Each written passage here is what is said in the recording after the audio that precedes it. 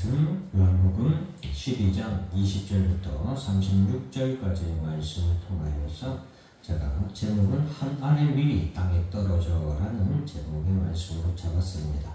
오늘 본문의 말씀은 예수님께서 말씀하셨던 것처럼 한 알의 밀이 땅에 떨어졌을 때 많은 풍성한 것을 얻게 되는 그런 예수님의 사명, 어떻게 보면 예수님의 그리스도로서의 사역을 오늘 기록한 말씀들이라고 할 수 있겠습니다. 자, 여기서 이제 예수님 명절에 예배하러 올라온 사람 중에 헬라인이 있었는데 예수님을 뵙고 또 예수님께 말씀을 듣기 위해서 그들이 예수님 만나기를 청하게 됩니다. 자, 그때에 23절에 보면 예수께서 인자가 영광을 얻을 때가 왔도다 라고 말씀을 하고 계시죠. 여기서 인자가 영광을 얻을 때라는 것은 십자가에 못 박혀 죽으시는 거예요. 근데 예수님은 인자가 영광을 얻을 때가 왔도다. 아이러니하지 않습니까, 여러분? 저는 예수님의 이 말씀을 통해서 예수님은 십자가에 못 박혀 죽으시는 그 그리스도의 사명을, 자신의 영광을 어떻게 보면 가장 빛나는 자신의 사명으로 이렇게 여기고 계시고 그것을 위해서 이렇게 한 걸음 한 걸음 십자가의 길을 묵묵히 걸어가셨구나 라는 그런 생각을 하게 됐습니다. 사랑하는 성도 여러분, 우리도 이와 같이 비록 십자가의 그 길이 죽음의 길이고 고통의 길이지만 예수님께서 인자가 영광을 얻을 때가 왔도다 라고 하신 말씀처럼 우리 앞에 놓인 이 길을 우리의 영광의 길로 우리도 이렇게 받아들이고 그 길을 걸어가기를 멈추지 아니하고 말없이 묵묵히 걸어가는 여러분들이 되기를 정말로 주 이름으로 축원합니다. 자, 그리고서 24절에 보면은 영광을 얻는 그 길이 어떤 길인가? 너에게 이르노니 한 알의 밀이 땅에 떨어져 죽지 아니하면 한 알 그대로 있고 죽으면 많은 열매를 맺느니라. 즉 예수님은 한 알의 밀알로 떨어져서 십자가에 못 박혀 죽으심으로 많은 열매를 맺기 위해서 이 땅에 오신 한 알의 밀알이라는 거죠. 하나님이신 예수님은 자신을 낮추신 거죠. 지극히 작은 것에 비유하셨어요. 한 알의 밀이 하늘로부터 떨어져서 이 땅에 오신 것을 비유하고 있는 거예요. 땅에 떨어진 거예요. 그러니 얼마나 비참하고 천하게 된 거예요. 예수님의 성육신을 예수님은 이렇게 표현을 하고 있고, 그리고 이 땅에 떨어져서 죽으면 십자가의 사역을 예수님이 말씀하고 있죠. 그래서 많은 열매를 맺게 되는 예수님의 십자가 위에서 죽으심으로 결국에는 많은 자들이 구원을 얻게 되는 것을 예수님이 말씀하고 있습니다. 그래서 우리가 예수님께서 이렇게 성육신해서 이 땅에 오셔서 십자가에 못 박혀 죽으시는 그 사역을 우리가 믿고 또한 주님의 그러한 십자가의 복음을 또한 우리가 널리 전해서 더 많은 열매를 얻을 수 있도록 우리가 힘써야 되겠습니다. 25절에 보면 자기의 생명을 사랑하는 자는 잃어버릴 것이요 이 세상에서 자기의 생명을 무효하는 자는 영생하도록 보전하리라. 자기의 생명을 사랑하는 자는 잃어버릴 것이요, 이 말은 이 땅에서 살아가는 동안 나의 생명을 위해서 사는 사람, 나를 위해서 사는 사람이에요.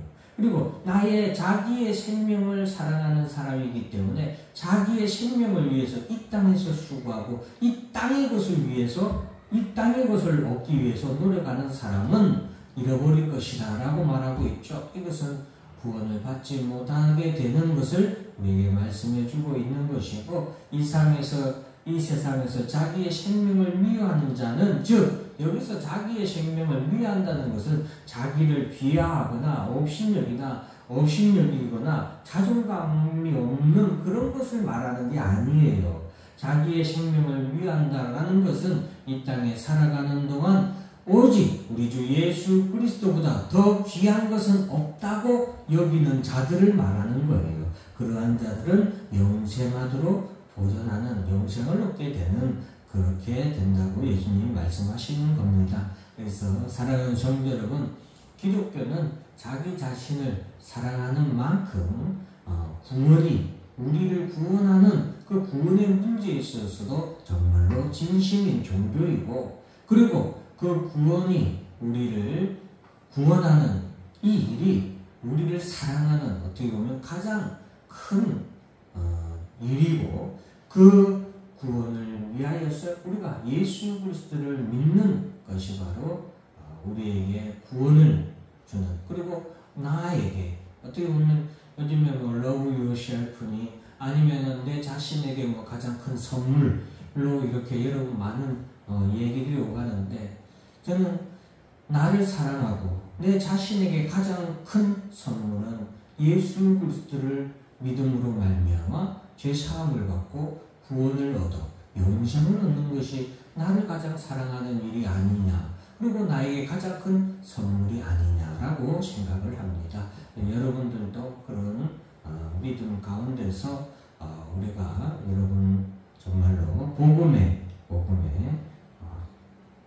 진정으로 잘 이렇게 받아들여서 여러분도 사랑하시고 여러분 스스로에게도 가장 큰 귀한 선물을 주시길 바랍니다. 자, 사람이 나를 섬기려면 나를 따르라. 나 있는 곳에 나를 섬기는 자도 거기 있으리니 사람이 나를 섬기면 내 아버지께서 그를 귀히 여기시리라. 이 말씀도 우리가 예수님을 섬길 때에, 예수를 나의 구주로 섬길 때에 주님의 나라에 우리가 그 나라에 임하게 되고 그 백성으로 주님의 나라에 함께 되는 것을 우리에게 말씀해 주고 있습니다. 오직 주 예수 그리스도를 나의 왕으로 영접하고 나의 왕으로 섬기는 자만이 예수님의 나라, 예수님이 다스리시는, 왕으로 다스리시는 그 나라에 있게 될 것을 우리에게 말씀해 주고 있습니다. 자, 27절 말씀은 지금 내 마음이 괴로우니 무슨 말을 하리요. 아버지여 나를 구원하여 이때를 면하게 하여 주옵소서. 그러나 내가 이를 위하여 이때에 왔나이다. 자, 여러분 27절에 처음 내 마음이 괴로우니 무슨 말을 하리요 라는 말씀은 이 땅에 예수님이 성육신하신 인간의 몸으로 이 땅에 오셨기 때문에 이런 괴로움, 이런 고통, 그리고 이런 심지어는 그런 두려움까지도 우리와 같은 인간의 모습을 나타내 보여주시죠. 그런데 그것을 극복하고 이겨낼 수 있는 것은 내가 이때를 위하여 왔나이다. 사명감이죠. 내가 세상에 왜 왔는지. 사랑하는 성도 여러분, 예수 그리스도께서도 내가 이를 위해서 이때에 왔다라고 그 분명한 자기 정체성을 분명히 확실히 아시고 그러한 자기 정체성을 위해서, 즉 그리스도의 사명을 위해서 주님이 그럼에도 불구하고 마음이 괴롭고 어렵고 또 두렵기도 하지만 그럼에도 불구하고 그 길을 걸어갈 수 있었던 것은 이런 분명한 자기 사명이라고 할 수 있죠.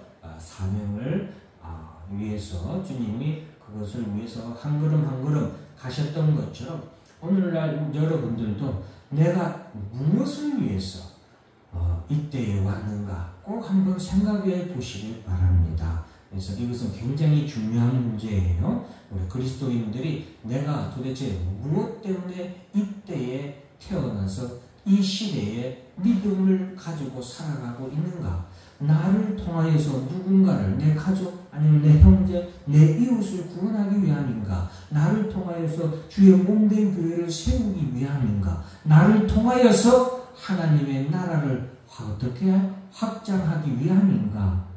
여러분, 이러한 것들을 꼭 살펴보고 내가 왜 누구를 위해서, 무엇을 위해서 이때에 왔는가를 꼭 여러분들이 아시고 발견하여서 그것을 위해서 살아가시길 바랍니다. 그래서 예수님이 아버지여 아버지의 이름을 영광스럽게 하옵소서라고 예수님은 십자가에서 못 박혀 죽으시는 것이 자신의 영광을 받는 일이지만 이 일은 곧 아버지 하나님 아버지를 영광스럽게 하는 그 일이라는 것을 주님은 가장 먼저 고백하고 그 길을 가시는 것도 예수님이 십자가에 못 박혀 죽으시는 그것도 하나님을 영화롭게 하시기 위해서 주님이 그 길을 걸어가신다는 것을 우리가 알아야 되겠습니다.